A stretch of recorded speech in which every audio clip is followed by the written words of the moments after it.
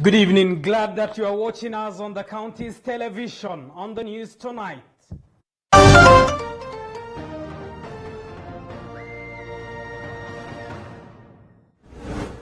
Families of two who died in Murang'a skirmishes are mourning their loved ones, but politicians are still on a blame game. Toka sahi tunaongana sina brother mwingine. Na unaona wazazi wangu saizi ndio wazazi sikojei mwingine. Kiaru MP and his Kandara counterpart Alice Wahome did not honor DCI summons over the chaos. The details here tonight. Also tonight, the world marks Teachers' Day, but there is very little to celebrate for teachers in the country. The union says it's crippled by its employer TSC. The academic year punctured by COVID-19. Some have left the profession forever. Plus, some students in institutions of higher learning have started resuming lessons today, but under strict guidelines. We have the details in these newscasts tonight.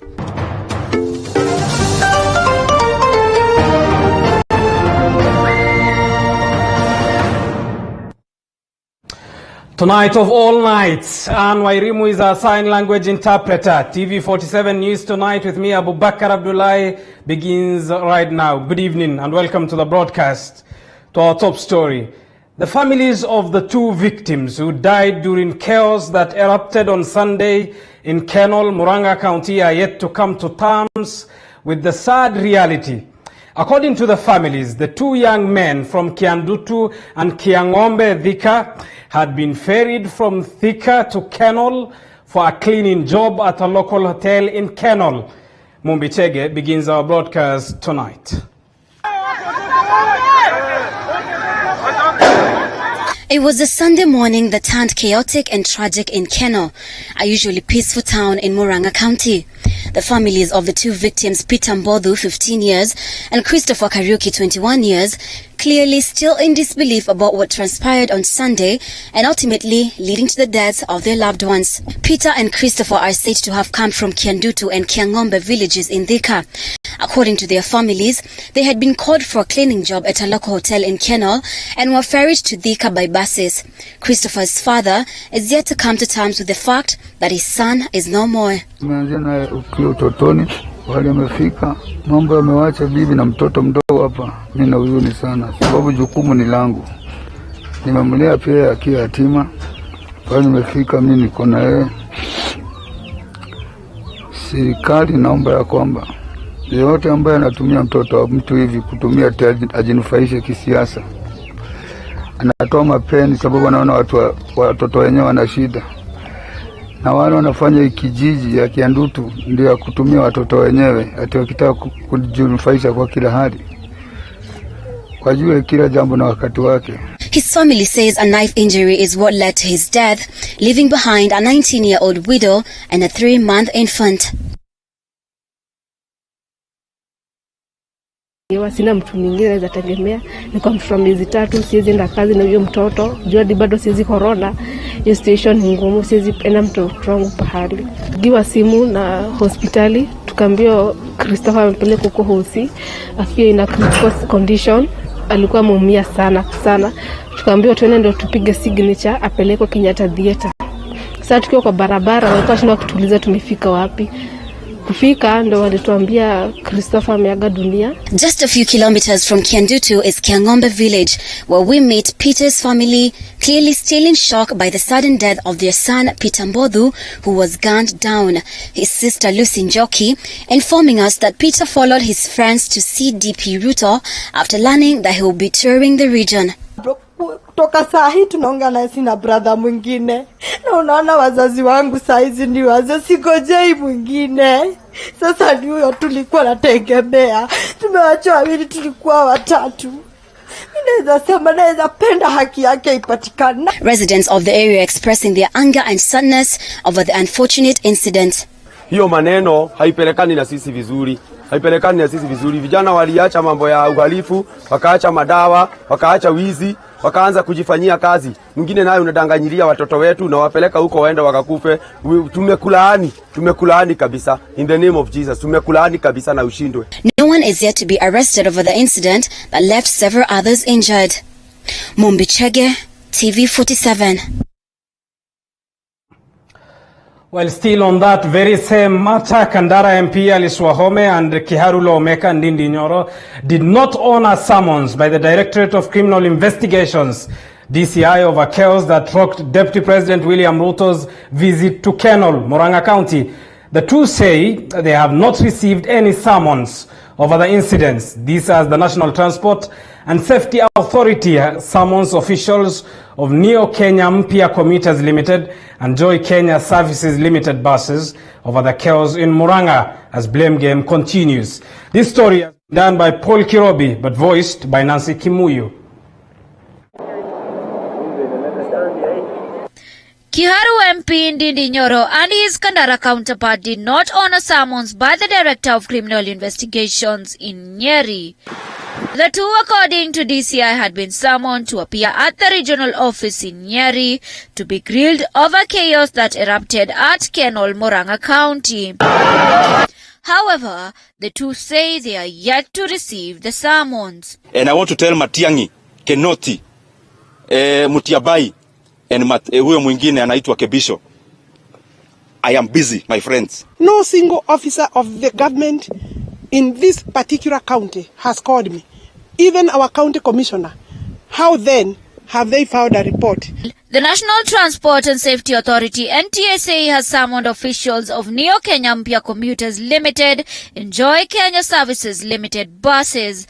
This follows claims that buses from the company were used to ferry youth from Thika to Kenol. The leaders from Murang'a County, led by Governor Mwangi wa Iria, have condemned the violence, calling for action on the perpetrators.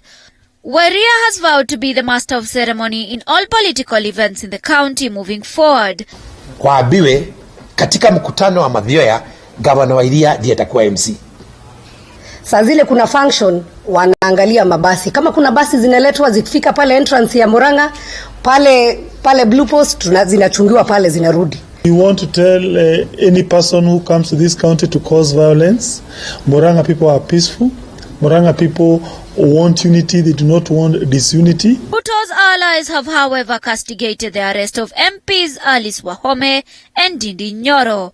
The Tanga faction is pointing an accusing finger on police and the security department over the chaos. Inspector General wa polisi aache kucheza siasa, sababu wale wakuu wake walioko kwa hiyo ofisi ya rais hapa, PS Kibisho, CS Matiang'i, wanajua pesa zilitoka wapi. Reporting to say that he'll be issuing visas to any leader who wants to come to Murang'a, and he'll force himself to be the master of ceremony in all functions, and that he'll open national government offices in the Kiharu and Kandara.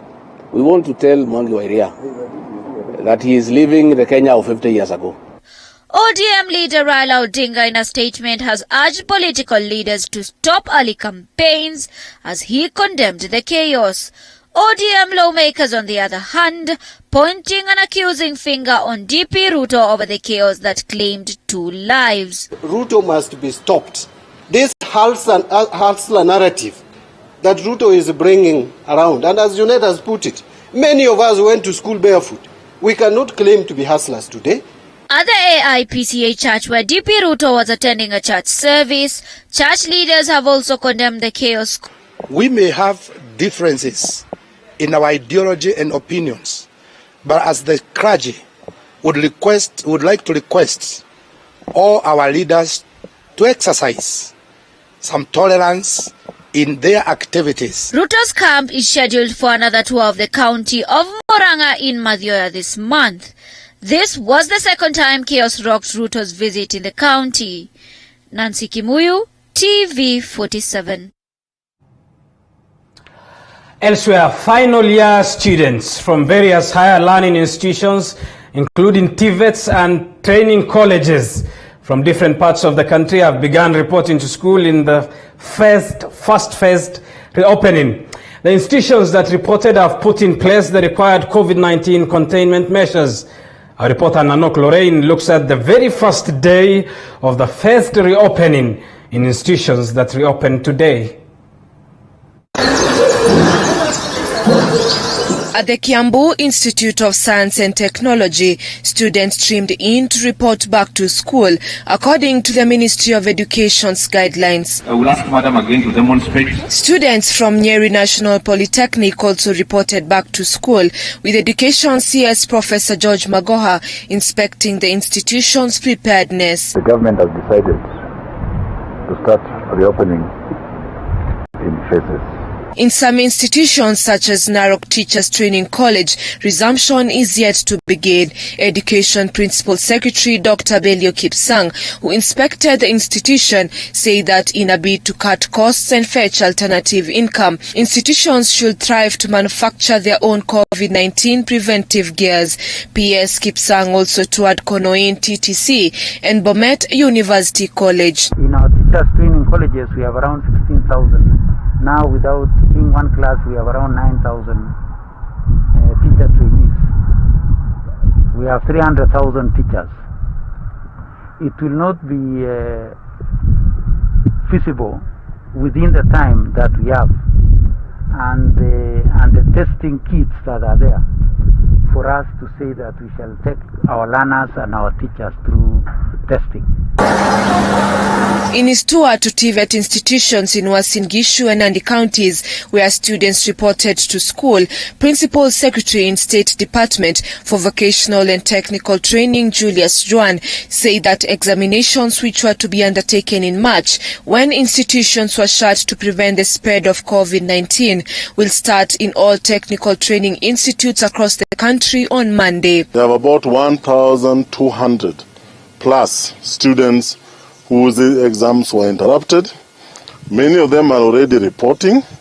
They are picking the index numbers, and today I can confirm that they are ready to have the students back so that they can start their exam. In Mombasa County, Education CAS Bonaya Momina inspected a number of technical institutes as well as Pumwani University, where she commended the university for equipping themselves for reopening. So far, we are confident. The two institutions have managed to fulfill most of the requirements. For Pwani, they've done well, excellent, they're ready.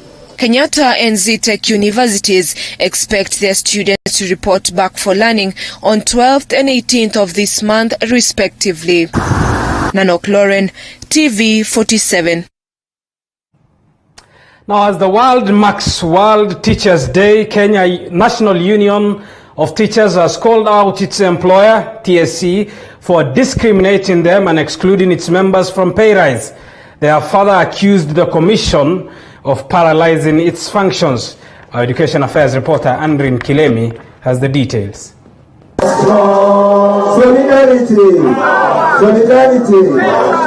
During the World Teachers Day celebrations held at the Kenya National Union of Teachers headquarters, the Kenya National Union of Teachers accused its employer, the Teachers Service Commission, of discrimination as well as exclusion from pay rise and job promotion. We know very well that TSC conducted countrywide meetings with head teachers and ordered them to move out of the union. How do you order teachers to move out of the union? I mean, this is a very systematic war. If we go into the narratives and details and strategies, then TSC indeed is an evil against the freedom and democratic rights of teachers. I'm saying it without any iota of doubt. It is actions that define who you are. If you are human enough, you cannot do this. NAT says the 7 billion shillings out of the 54 billion shillings meant to pay teachers still remains in question, as none of its members has received a coin to date. They reduced it down to 45,217, and our income in the month of September is 32,981,000. The payroll implication across the board is 80 million. Now, when you receive 32 million against a payroll of 80 million, that tells you significantly that we can't even meet the payroll. So the truth is, NAT is shutting down. Kenya National Union of Teachers has had several court battles with TSC over teacher transfers, promotions, and professional development programs. An employer that tries to infiltrate and disorganize an organized union and right now we are organized.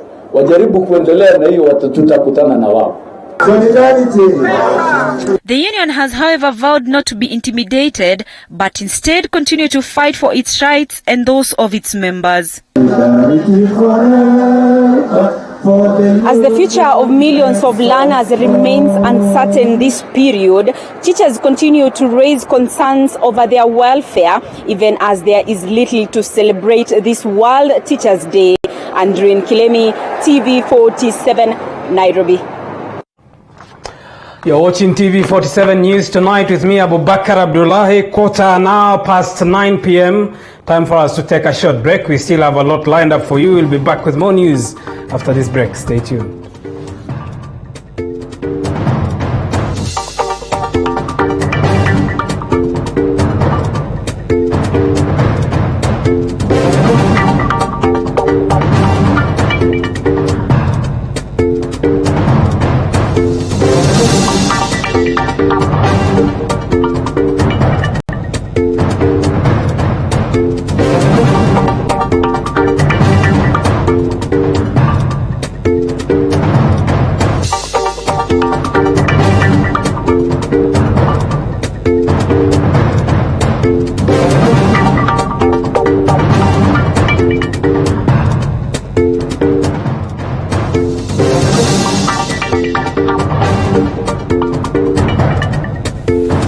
Kila siku ya Jumatano tunazungumza, tunaulizana na tunajuzana masuala ibuka ya kisiasa. Kuna Uhuru is not in Kirinyaga. Maisha yangu ni huru na watu wangu wanyali. Tulivunja vyama vya URP na TNA na vyama vingine tanzu, ndio tukaunda chama inaitwa Jubilee. Mijadala komavu kuhusu yanayokuhusu, na zaidi ya yote tunakupa nafasi kumfahamu kiongozi wako katika kipindi Mfahamu Kiongozi. Yako kama mtoto ilikuwa gani? Mimi nilizaliwa, sasa najuaje wakati namuuliza maisha. Kwanza ilikuwa tu ni jaribu kabisa kufikia pahali ambapo nitafika Nairobi. Najua ilikuwa ni kazi ambayo ilichukua siku mingi sana kufika Nairobi. Kila siku ya Jumatano kuanzia saa 1:30 hadi saa 2:30. Ungana naye Elizabeth Mutuku. Usikose.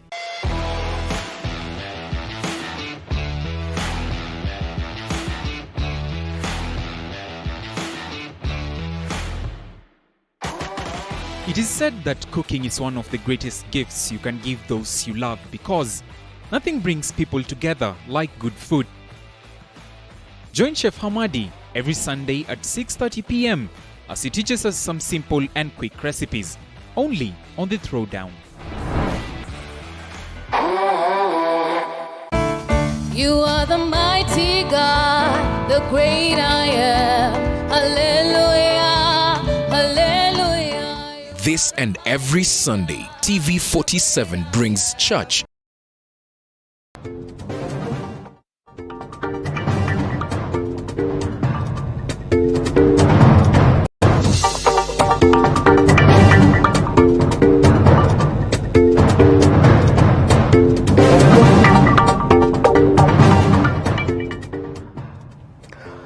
Welcome back to TV47 News Tonight with me, Abu Bakar Abdullahi. Let's get to more news.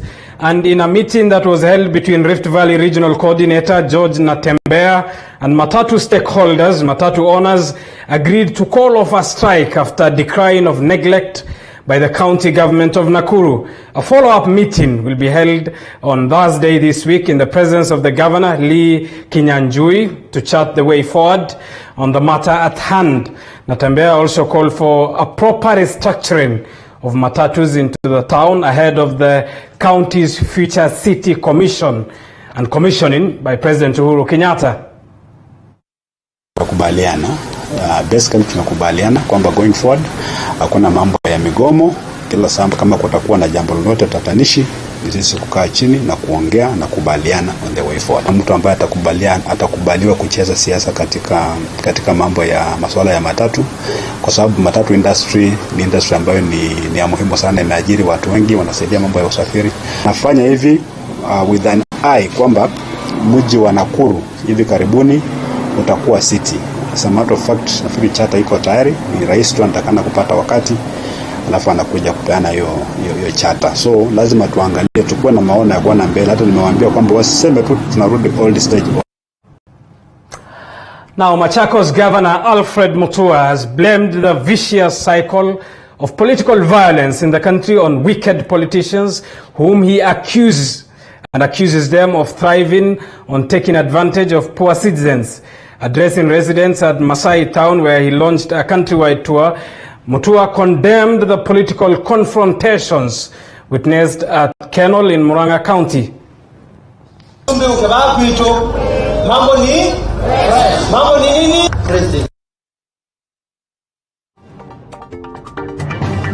Jambo la aibu sana, na pia jambo ambalo linakiuka akili kwa vijana kutumiwa na wanasiasa kulete vurugu za kisiasa, na hao wanaume na wanawake wa vijana ndio wanauawa. Jana pale Murang'a tumeona vijana wawili wamekufa, na sijui wangapi tena watakufa, wameumia sana katika mipango ya kisiasa ya vita ya kisiasa. Kuna watu ambao wakienda mahali, kila mahali kuna vurugu. Kenya haitaki watu wa vurugu, haitaki viongozi wanaoandamana na vita, inataka viongozi wa amani. Inataka watu ukimwangalia huyu ni mtu wa amani, sio mtu wa kuchoma Kenya. Moving on, the Council of Governors has vehemently opposed the disputed proposed tea regulations by the Agriculture Cabinet Secretary Peter Munya. Governors now say that the regulations are punitive and will not in any way favor the small-scale tea growers. Mwangi Maina has the details. The Council of Governors say the proposed tea regulations will not in any way stand to benefit tea farmers. Governors from tea-growing counties say they have not been consulted and that Agriculture CS Peter Munya has been running a one-man show at the Ministry of Agriculture. The tea sector requires holistic reform that not only target the smallholder farmers but also the giants who fleece the poor farmers. We therefore propose involvement of all stakeholders in undertaking reforms in the sector, including restructuring of KTDA. Governors have asked tea farmers to oppose the proposed regulations, agriculture being a devolved function. Governors demand to be consulted and spearhead any regulations in the agriculture sector. We are not subjected to public participation as anticipated in the Constitution 2010. Number two, it will revert KTDA to government, and this is not right. Very, very unfortunate if we think that we can ignore counties even after the Constitution has given and devolved functions that now the ministry, through these regulations, intends to usurp. One of the stinging clauses is the one barring farmers from selling their tea directly, but instead all tea should be sold via auctioning, which the governors are opposed to. We must have freedom to market our tea directly. We are getting better offers from Botswana in case of Embu, better offers in Egypt, better offers in Sudan. If we are to go auction, we shall have our auction in Embu County. We shall be selling our tea from our factories so that the farmers can benefit 100%. What we should be doing right now is to try to work together to diversify on the kinds of teas that we are producing so that we stop flooding the world market with only one black tea. They have asked the national government to support tea farmers with utmost energy and goodwill as it has supported other agricultural sectors. This year, and I'm talking as a tea farmer, we have received the lowest tea bonus seen in decades in this country, across the country. If the government is serious, they should also support the tea farmers the way they have supported the sugar and the coffee farmers. That it is unfortunate that the minister sitting in that office today, a former governor and a former chairman of the Council of Governors, is actually doing worse than the previous ministers in that ministry. Under the proposed regulations, all tea produced in Kenya for the export market will be sold exclusively through the auctioning process, thereby rendering direct sales of tea outlawed. Tea auctioning will be done exclusively through an electronic process. A registered tea broker will offer brokerage services to a maximum of 15 companies.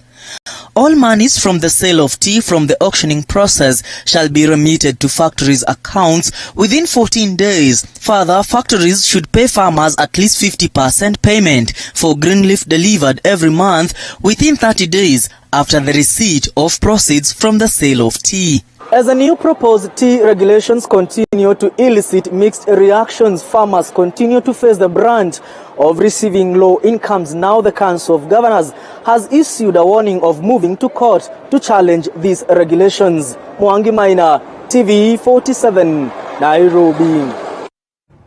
Still on matters agriculture, Kenya's first fertilizer manufacturing plant is set to be completed in Nakuru County. Agriculture CS Peter Munya has termed the investment as timely and a major milestone for the agriculture sector in Kenya. CS Munya commended the 3 billion shillings project, saying it represents the genesis of productive and profitable agriculture.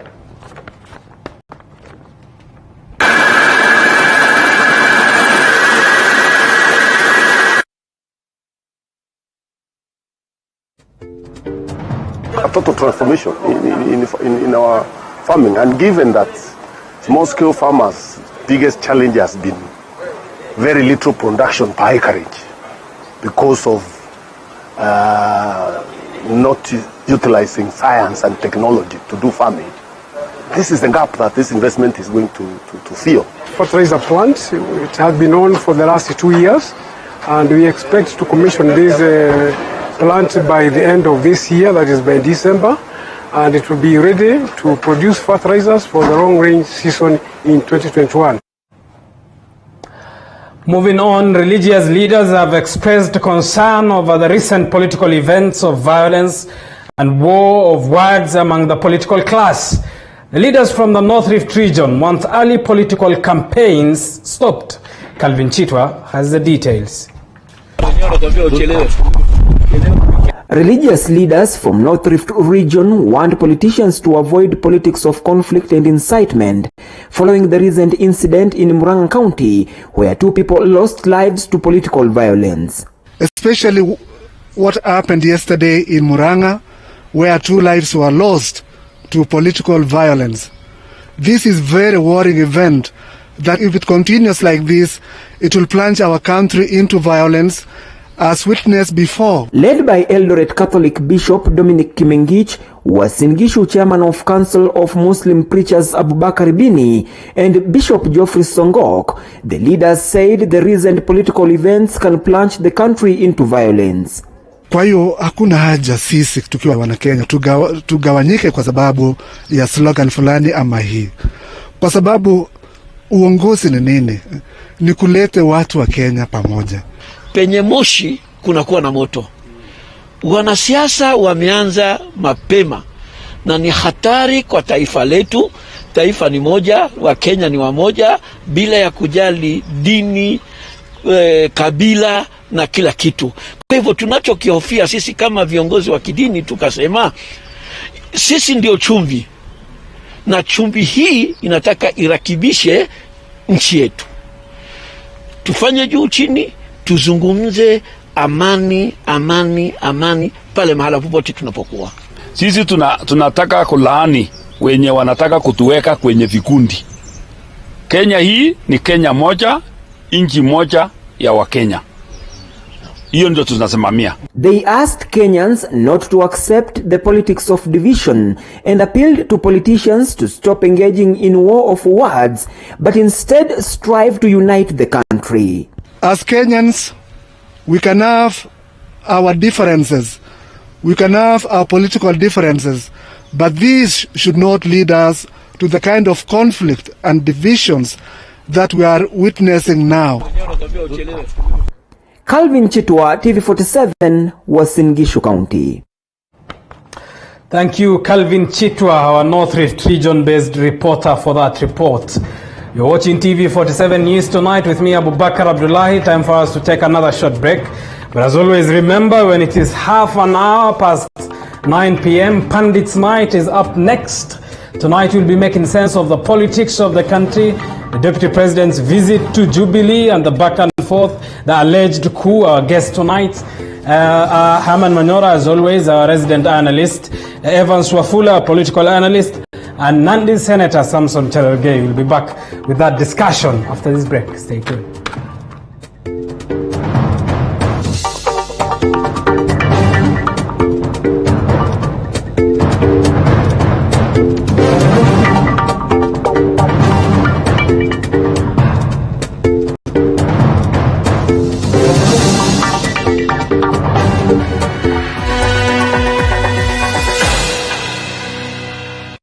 Je, kila siku ya Jumatano tunazungumza, tunaulizana na tunajuzana masuala ibuka ya kisiasa. He is not in Kirinyaga. Maisha yangu ni huru na watu wangu wanyali. Tulivunja vyama vya URP na TNA na vyama vingine tanzu, ndio tukaunda chama inaitwa Jubilee. Mijadala komavu kuhusu yanayokuhusu, na zaidi ya yote tunakupa nafasi kumfahamu kiongozi wako katika kipindi Fahamu Kiongozi. Yako kama mtoto ilikuwa gani?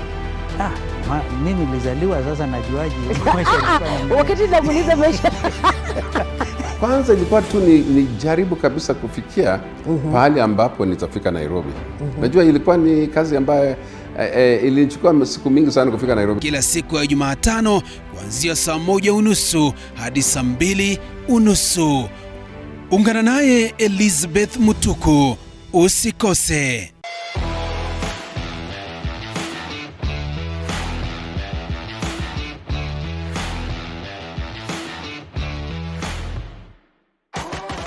It is said that cooking is one of the greatest gifts you can give those you love, because nothing brings people together like good food. Join Chef Hamadi every Sunday at 6:30 p.m. as he teaches us some simple and quick recipes, only on The Throwdown. You are the mighty God, the great I am. Hallelujah, hallelujah. This and every Sunday, TV47 brings church straight to your home. Come, worship straight from your home as we bring you the Sunday church service at the All Saints Cathedral from 11 a.m. Kila siku ya Jumatano tunazungumza, tunaulizana na tunajuzana masuala ibuka ya kisiasa. He is not in Kirinyaga. Maisha yangu ni huru na watu wangu wanyali. Tulivunja vyama vya URP na TNA na vyama vingine tanzu, ndio tukaunda chama inaitwa Jubilee. Mijadala komavu kuhusu yanayokuhusu, na zaidi ya yote tunakupa nafasi kumfahamu kiongozi wako katika kipindi Fahamu Kiongozi. Yako kama mtoto ilikuwa gani? Mimi nilizaliwa, sasa najuaje maisha ilikuwa. Wakati namuuliza maisha. Kwanza ilikuwa tu ni jaribu kabisa kufikia pahali ambapo nitafika Nairobi. Najua ilikuwa ni kazi ambayo ilichukua siku mingi sana kufika Nairobi. Kila siku ya Jumatano kuanzia saa 1:30 hadi saa 2:30. Ungana naye Elizabeth Mutuku. Usikose.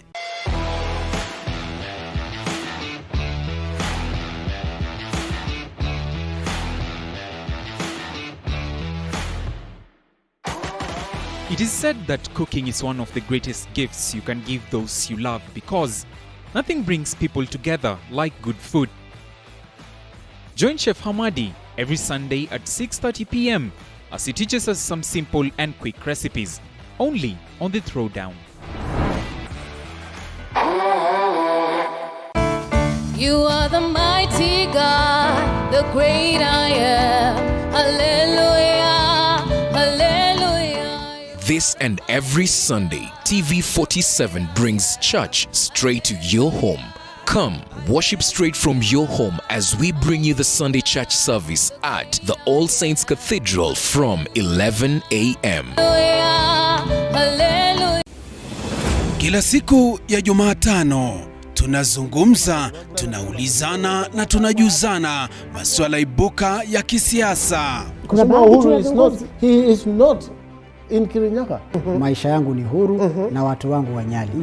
Tulivunja vyama vya URP na TNA na vyama vingine tanzu, ndio tukaunda chama inaitwa Jubilee. Mijadala komavu kuhusu yanayokuhusu, na zaidi ya yote tunakupa nafasi kumfahamu kiongozi wako katika kipindi Mfahamu Kiongozi. Yako kama mtoto ilikuwa gani? Mimi nilizaliwa, sasa najuaje maisha ilikuwa. Wakati namuuliza maisha. Kwanza ilikuwa tu ni jaribu kabisa kufikia pahali ambapo nitafika Nairobi. Najua ilikuwa ni kazi ambayo ilichukua siku mingi sana kufika Nairobi. Kila siku ya Jumatano kuanzia saa 1:30 hadi saa 2:30. Ungana naye Elizabeth Mutuku, usikose.